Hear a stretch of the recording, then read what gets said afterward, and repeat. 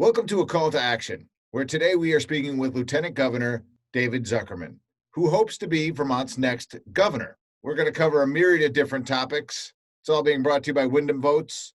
I want to thank them for giving me the platform to have this healthy and good conversation. Let's get to it. Welcome to A Call to Action, brought to you by Wyndham Votes. Today I'm speaking with David Zuckerman, who is running to be the governor of the great state of Vermont. Welcome. Well, thank you. I appreciate being here. Yeah, so let's get right into it. You're a progressive-minded candidate, and I think that matches a lot of Vermont values very well. But how do you capture the attention of the more conservative-minded Democrat? Well, there's a few different ways. For one, I think obviously we have a range of folks. I get support from moderate to conservative Democrats. I have support from working class conservatives all over the state because I'm a farmer and I run a small business and I meet payroll. I know what it takes to market products and do things like that. So sometimes folks view the progressive end of the spectrum as not really understanding the business world. And I certainly have that. I started our farm 21 years ago, built it from myself with one part-time employee. Now there's 4 year-round employees and 6 or 7 seasonal employees. And, you know, we've run a business. It's a typical small business in Vermont. So I think that connection helps. I think talking about practically getting things done, working with people from across all parties is a way that makes people feel more comfortable about me as a progressive Democrat. And, you know, I think folks who are in the moderate world are really thinking a lot about their families and their kids and their future, from the climate crisis to the economic well-being in these struggling, challenging times. And I think a progressive message gets through to folks that unless everybody's making a decent standard of living where they can get by, then it actually doesn't really work as a system for our whole community. Okay, fair answer. Obviously, COVID is on the mind of all Vermonters.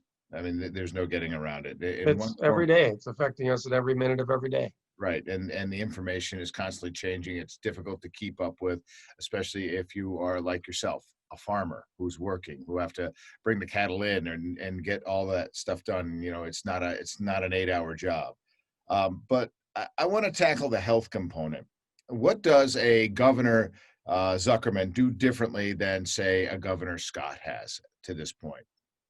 Well, first, I'm going to mention I don't have cows. I'm not a dairy farmer, but we do All have right. other jobs to do all day. So fair enough. What do I do differently? There's a few things I do differently. One was early on with unemployment, I would have taken more swift action to make sure we got people lined up in the system. In fact, I sent him a letter about 40 hours before he suddenly announced, let's get checks out to everybody, saying, let's get checks out to everybody. So that is something I would do differently. I would bring more people into the conversation. As lieutenant governor, I offered to stand with the governor at the early press conferences to show that this was a nonpartisan, everybody in Vermont's affected. He and I will stand together, even though he hadn't included me for the last 4 years in really much of anything. I felt it was important to offer that because COVID is going to affect folks, whether you're rich or poor, Democrat, Republican, progressive, independent, let's stand together while unfortunately the bad news would be being presented. And his people said, nope, we don't want you there. And in fact, throughout all of COVID, when I've asked to be included in updates and meetings, they say, no, we don't need you there. Well, if I'm the number 2 as lieutenant governor and I'm supposed to take over if something happens to the governor, for me, planning for the worst and hoping for the best, as he regularly said, would mean including planning for if the governor got sick or became incapacitated. And he chose, and his people chose, that partisanship was more important during this crisis, which is really bizarre because I don't think of him individually as a strictly partisan person. I like the guy. He's done a decent job, but that's a big hole in my book because we need continuity and stability throughout COVID as best as possible. Opening and closing of the schools, I think there's been very short notice on some of the announcements he's made. When they closed schools, it was very sudden. And then I think a lot of better planning could have happened through the summer. I would have talked about having all of our teachers and schools plan for an outdoor education month in September. Just start with that. Back in May, back in June, could have said, let's do outdoor ed in September. let's get plumbers and HVAC folks into the buildings to upgrade any facilities that need it to make transmission less likely, whether it's touchless facilities in the bathrooms and water fountains, whether it's certain airflow systems needed to get better air when we get into the winter, knowing, as all predictions were, that the fall and into the winter, we're probably going to see more challenges with keeping COVID at bay, and really bringing teachers and educators more into the conversation about how to open schools. I think they have a few people at the table, but it's not really a collaborative process the way it could have been. So those are a number of different issues with how to handle COVID in the moment. The biggest one, or maybe another big one, would have been masks. I know myself and others were calling for mandating masks. I get that Vermont, fortunately, most people were wearing masks. I think Vermonters deserve a lot of credit for how good Vermont is handling COVID. I think the governor deserves some credit for some of the decisions he's made. But masks was a really big delay that didn't need to happen, particularly to help small business owners not have to decide, do I have to tell a customer they're not allowed in my store when I badly need the income, but I want to protect my employees from the risk of being exposed to a tourist that isn't wearing a mask? That's an untenable position to put a small business owner in when they were struggling economically and they're looking out for their employees. So the mask mandate earlier, I think, would have been important to help our small businesses and help clear up any uncertainty that was out there. Let's get into the minutia of the mask thing for a minute, if we could. So, why is it? What do you think it was polling? Do you think it was a political decision on Scott's behalf not to mandate right out of the gate, when it would have simply been a really simple thing, not a veiledly suggested, yeah, we'd like you to wear a mask, but you don't have to. And I'm paraphrasing a little bit, and I'm having some fun with the language. But I mean, when we're dealing down to the layman, to the voter, to the person who's got to go in and pull that lever, that is how it's interpreted. Why do you feel as though that was a political? I'm running for re-election, I have to try to appease my base. Well, it's a tricky question. I think a couple things. Partly, I think the governor himself, he's a small government Republican, don't tell people what to do kind of person, and that's reasonable, that's fine. But it's really important to note, and it's been covered in the media over many years now, that Jason Gibbs and some of the people in the fifth floor really are the political thinkers. And I think they were concerned at first that John Clark was making some headway, and that after the governor signed the gun bill a few years ago, of course, since then he's vetoed a gun bill, but that he really frustrated some of his base. He's walking a fine line trying to talk about not supporting Trump as a vote, but also not really pushing too hard against the administration the way that he should be with the reasonable Republicans, because he doesn't want to frustrate his 20 or 25% hardcore base that are Trump hardcore followers. Now, I might get some of those votes being a farmer, being a small business person, and really talking to the struggles that economically are facing many of these working class people. But he politically has a tricky line to walk when he's trying to appeal to Democrats, because he's got to get Democrats to win the election, which would mean a mask mandate, but not doing it too quickly and frustrating his hardcore base, because without those Trump voters voting for him, he also doesn't have enough votes. So I think some of it was political. Rebecca Holcomb, Pat Winburn, and I all spoke out for a mask mandate, and it was within a week or two, as the public pressure was building, as the political pressure was building, that he finally came around. I don't think it was any change in the numbers. I think he realized the calculus was the public really wanted a mask mandate in overwhelming numbers. Yeah, tip of the cap for him for finally doing it. But you just when somebody's injured, you get to the hospital right away. If they're injured badly, you don't wait and see how it's going to pan out. And that is just sort of how the analogy I use when I talk about the governor's mask mandate, which I was really disappointed in. But that aside, you were disappointed that he took so long. Took so long. Yes, exactly. I just, that he literally hung every single small mom and pop shop out to dry without any. Especially in southern Vermont, where you really get the cross-border tourism, and you want that for your businesses, but without that clarity, people were also nervous. Yeah, and once his original conversation came, his original, yeah, you can wear a mask, not wear a mask. I leave it to the towns to decide. I immediately called our select board in the town in which I reside, which is Brattleboro, and polled each one of them and just said, "What's your feeling on this? We really need to pass this on behalf of our local mom and pops. If the governor's not going to protect the state, then we have to do it town to town, and this is what we have." And our select board is good, and they were behind it, and they passed it very, very quickly and very concisely. And it still made a lot of mom and pop shops very nervous because they didn't want to have to police that in a time Right. when their business had been just Just reduced tanked. Yeah. by 60%. So let's discuss the Vermont economy. um, $150 to every household in Vermont is one of the things that are is that money that is better spent elsewhere? Because speaking on behalf of me, I have been extremely fortunate through this whole thing, and my income has not been impacted. Well, it's been impacted, but I am still able to make a living. I have not had to file for unemployment. Haven't had to do anything. So, does my household need a $150 gift card? No, it doesn't. But Yeah, I the other day in a press conference, I called it a bit of a gimmick. I do want to point out that there are a lot of really hard up Vermonters who are struggling, and I do think there's things we can do to get money into their pockets, whether it's through unemployment, whether it was augmenting unemployment as the federal government did, and maybe it is through EBT support and so forth. Those programs already exist. Those families can apply for those programs. When I think about $50 million of COVID relief money and him not putting any money towards the schools to do what they have needed to do to be able to reopen, and working people who need their kids to be able to go to school so they can go to work. I think there are ways that those dollars could be better spent.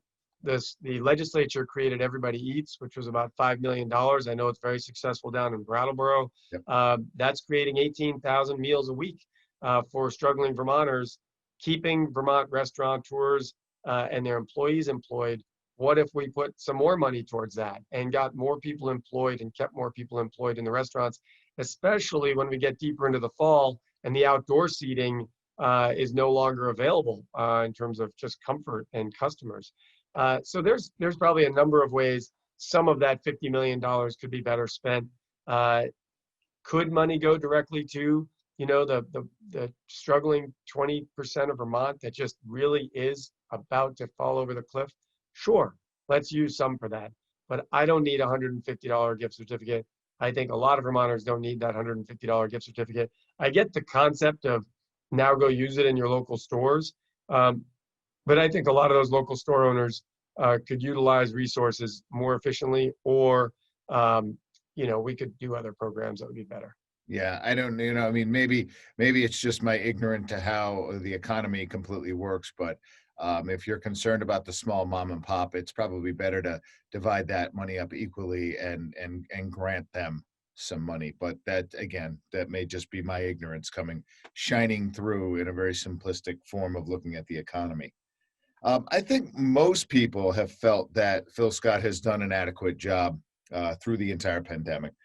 Um, and I think we've discussed a lot of the things that you would have done differently. As we move forward, how is that economy going to get rebuilt? Well, a couple things. I would say there are things I would do differently, and much I would do the same. I do think the governor made generally good decisions. I also think that Vermonters really looked out for each other. When I look back at what we did in terms of caring for our neighbors, wearing masks, quickly going to spatial distancing, the leadership, frankly, is Dr. Levine, who really presented a lot of the information or gave the information to the governor to present. And certainly, were I elected governor, which I'm hoping to be, I would be offering to Dr. Levine to continue on in his role so that we would have that continuity of the just incredible research and information he and his staff have been absorbing and presenting to all Vermonters. So I want to give credit where credit is due, and Dr. Levine and the people of Vermont deserve a lot of credit. And certainly the governor deserves credit, as does good fortune. We don't have a major city. We don't have the density that some places have that led to some of the rapid transmission of COVID-19. So I think we were fortunately well situated. Now, to rebuild our economy, I think we're also well situated. We live as close to large populations with a lot of money as just about anywhere in the country. If we were to do something I've talked about, which is a Green Mountain New Deal, take some of the Trump tax cuts that the wealthiest Vermonters have received and say, you know what, for the next 3 or 4 years, we're going to take half of those resources from the top 5% of Vermonters that they got as a tax cut under Trump. That's going to be about $100 million a year. We could put $10 to $20 million a year into weatherizing fixed income folks' homes and seniors' homes and low income folks' homes so that their bills would immediately go down and they would have more money to spend in the local economy. And it would put Vermonters to work in not great paying, but decent paying jobs that you don't need a college degree to get. I would start putting $15, $20 million a year to our communication union districts to get quality fiber speed up into our rural areas, particularly southern Vermont, where folks could live and work in rural Vermont with clients in Boston, Connecticut, New Jersey, making good money in our communities, living in our communities, shopping at our local stores, and not having to commute crazy long distances, which would help our climate, and it would again put people to work. We should build affordable housing in our village and town centers. Again, a lot of Vermonters are getting gentrified out. Right now, you're seeing New Yorkers and Bostonians and Connecticut residents buying homes in Vermont sight unseen because it's safer to be in Vermont. Well, working class Vermonters are going to have a hard time competing with those folks on bidding wars for houses. One of my employees been looking for ages to buy a house the last 3-4 months. Every time he puts in a bid, it's sold within a day and he doesn't get it. That's really hard on working people. So we need to put our money to work building houses, again, getting working class people into the workplace, churning money in our local economy, buying supplies from local supply stores. That's what's going to take to get our economy going, and childcare. We have to get money into the childcare system to make sure there are slots available, because people can't work if there's no one watching their kid. Governor Scott we know, has vetoed a minimum wage increase. Part of your stance is to support a $15 an hour minimum wage. I think there's a lot of hijacked talking points that go with that, but explain to the layman how can he go from his job in Vermont. If you're in Vermont, you're fortunate that your minimum wage is higher than the national average of $7.25. I believe that's right. Yep. Yeah, I think that. And we're at 1078 right now, I believe. Right. So it really is just roughly a $4 increase. How does that work? Explain to us how raising the minimum wage to $15 an hour which is, I think, even still just below a livable wage, isn't it? Yeah, I mean, livable wage is different on your circumstances. I mean, if you're a single parent with 2 kids, it's a much higher figure. If you're a 2-income couple, with no kids, it's a much lower number in the scale. But the way raising, first of all, some people go, oh my God, $15 an hour, I couldn't do that tomorrow. Well, no one is saying to do that tomorrow. It is a phased in plan over, I think, about 4 years now to get to $15 an hour. And unfortunately, some of the rhetoric from the other side is, of course, you $15 right now, no business could do that. Well, I agree. My farm would struggle if you suddenly went to $15 an hour from 1078. We happen to pay $14.29 as our lowest wage, so we're getting pretty close as it is. And in fact, $14.29 today is greater than $15 3 or 4 years from now when you count in inflation. But the way it works is most small businesses try to keep their payroll at about 40% of their business expenses or less, because sooner or later you start to have too much payroll relative to the amount of product you're buying and selling, and you just can't make any money.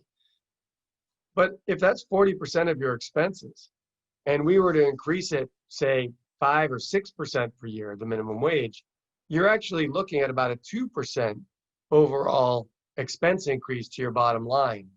And as working people have, $1,200 a year more in their pocket, Well, they're going to spend that money locally.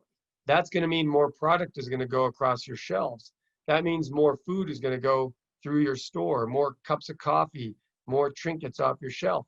And so the minimum wage, we have to build it on a predictable path upward, and that's going to put money back into the local economy, which will help the small stores. If you do it overnight, I get it. Small businesses could not survive.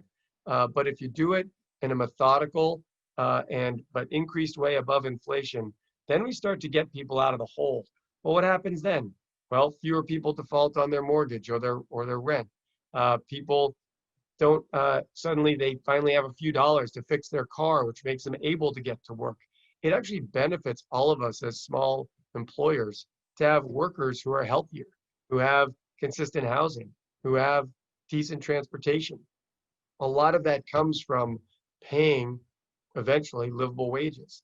So I don't know how much more you want for an explanation of it, but it would happen over a few years. Governor Scott vetoed it. Let's think about this. Right now, we are calling our store clerks and stock shelf workers essential workers. They are critical to all of us to have food on our table, to be able to get what we need. Most of us don't want to spend a lot of time in a store. There's a lot of people there, it's dense and so forth. Those folks are working in that environment. You talked earlier about masks. Of course, we should all have been wearing masks going into those stores to protect those employees as much as ourselves. But also, if they're so essential, which I believe they are, why did the governor veto just a 50-cent a year pay increase for them? Twice. He vetoed it twice. Thankfully, the legislature was able to override it the second time. But, that to me is emblematic of a governor that doesn't have vision about how are we going to get to the society that we want to have, not just how do we coast along when things are decent and fine, which is what happened. I mean, the governor was fortunate. He had a good economy for most of his tenure. He didn't have to make major cuts because the economy was growing. And he just kind of let things go laissez-faire. What is our future? How are we going to tackle the climate crisis? How are we going to put people to work? How are we going to get folks where they have dignity in their work and enough pay to put food on the table for their kids? Those are the questions people should be asking as they determine, are they going to vote for me or Governor Scott this fall? And we can thank him for COVID and his work there. It doesn't mean we have to vote for him. Right. I think there are certain things that you just follow the science on, and that makes an executive branch that makes for some easy decisions when you can just blame science, even though we are in somewhat of a science denying climate a little bit right now, at least on a national front. At least most of Vermont is not denying it, but yeah, on the national level, it's horrific. Yeah, it really is. Um, I like the idea of a $15 an hour minimum wage, and I think if it is phased in, I think you're absolutely right. Like everything, there will be some growing pains, but we get through it. And if everybody is kind of reestablishing that middle class, if I think back to when I grew up, and the middle class folks could afford to take a vacation, take their whole family somewhere and go and have that. Those were good and easy times. And I think And yeah, and I just want to say part of it is as wages go up, we need to remind ourselves and our neighbors and put out, and buy local. If you get paid a little more and you can afford to buy locally instead of going, where you are, a lot of folks go across the border to other states to buy their products. Well, we need to help our small store owners. If there's one thing COVID's done, it's really reminded us how interconnected we are. Our small stores need us to shop at our small stores. When you have a few extra bucks, finally go, be a customer at your local store. Help them as well. And that helps their employees, helps the owners, and helps all of us. right. I don't think Jeff Bezos needs to. His next headline shouldn't be, "Hey, now he's making $225 billion. That's his net worth. His net worth right now is $200 billion, and none of that trickles down to his workers. So we need to think about that when we go spend our money. And I agree with you wholeheartedly. You brought up the grocery stores and the frontline workers, and just during this, I would like to give, at least for our local food cooperative, the Brattleboro Food Co-op, a big nod as to how they handled this entire thing. And I couldn't agree with you more. If there was anybody that deserved a higher wage during that time, it was those folks. And so I just want to thank you for recognizing that. Let's jump to schools. Green Mountain College, Southern Vermont College, St. Joseph's. These are all schools that have shuttered. Green Mountain College was just bought by a local Vermont business, Whistle Pig, and what the plans are for it. I'm excited to see. Um, how do we prevent further schools from closing? Yeah, I mean, this is a double whammy in part. Small schools, small liberal arts colleges all across the country are struggling as the number of people going to college declines. The smaller colleges that are less well known obviously also have a harder time marketing and attracting students. The big universities get a lot of them. But also under this president, they really, a lot fewer international students are coming to the United States, which was a real bread and butter aspect for a lot of higher education institutions. But there's no silver bullet to it, unfortunately. I do think Green Mountain College is exciting. He's actually a former owner of Whistle Pig. I don't think he's any longer affiliated with it, but Oh, he is looking to create sort of an agricultural, entrepreneurial business college, which seems pretty exciting to me because Vermont has a lot of young people. I'm not as young anymore, but started my farm 20 years ago. But people who want to reinvigorate both the local agricultural economy and regenerative agriculture, and the idea of really tackling the climate crisis through our food system. There's a lot of conversations like that happening, and he wants to help people who want to start farms but may not have as much of the business acumen, really understand the connection of producing a product, but also selling that product and managing your business well. And so it's a pretty exciting prospect at Green Mountain College. Right now we're also struggling. You want to talk about colleges? We're struggling to keep our state colleges open. right. And this is a big area. I had a press conference last week where I spoke about how the governor's budget did not fund the bridge funding necessary, the $23.8 million needed to get our state colleges through to next summer, while planning and making the adjustments to create a solvent situation. And they say there's 23.8 million in the contingency fund part of the budget. In other words, if the unicorn flies and the rainbow comes and we get a pot of gold, then the governor's budget will save our state colleges. Well, that is incredibly poor planning, in my opinion, because if you create uncertainty for the state colleges, the kids that you're trying to attract to come into them are going to go, why would I come to Vermont state colleges if I don't even know they're going to exist 2 or 3 years from now? This is a very short-sighted move, I think, on the governor's part. Our state colleges create opportunities for working class Vermonters. I know the ones that are closing or would close are much to the north of your viewership and listenership, but it impacts Vermonters all across the state, because if the Northeast Kingdom has $100 million less economic activity up by Northern Vermont University, and those businesses start to shut, and those stores and those towns start to really empty out, that affects the economy of the whole state. That makes fewer resources available for Southern Vermont if more resources have to go up to Northern Vermont to keep people whole. So you talk about colleges, we cannot let the state college system collapse. And that's a big one. Like I said, the governor, fine job on COVID, not a great job on seeing the problems that are coming. As governor for 4 years and as a member of the board of the state colleges, he did not make this a massive priority to really dig his arms up to the elbows into the issues and say, how do we fix our state colleges so what happened to the institutions you just talked about doesn't happen to our state institutions? And also, I was remiss in leaving out Marlborough College. It had to move and merge with another college, but it took that student and that financial base out of here, Gone. uh, as and their whole their extension program and their college, as well as SIT, which was the School of International here Training. Yep. yep, training. Thank you, in Brattleboro. These are places that have closed. So again, I think that is a very worthy cause to take up. I mean, we're nothing if we're not educated. Yep. All right, I know we're getting into the throes of this thing, but now I really want to discuss about universal health care for Vermonters. We all know that health care is a human right. Despite what some people might tell you, you should not lose your home because you get sick. It is not right. How do you address that? Well, it's interesting. I'm a big supporter of universal primary care to get started. Maybe I do support universal health care. I was very frustrated when Governor Shumlin did not follow through with the last final steps to get us there. But from a political perspective, I understand the pressures that folks who are in our shoes face from the different voices that are out there. But I do think starting a universal primary care program to show that it can work and then work to expand that is the way to move forward. I talked with some small businesses, and actually medium businesses, I should say, here in Vermont, who are starting universal primary care programs for their employees above and beyond or as part of their benefits package.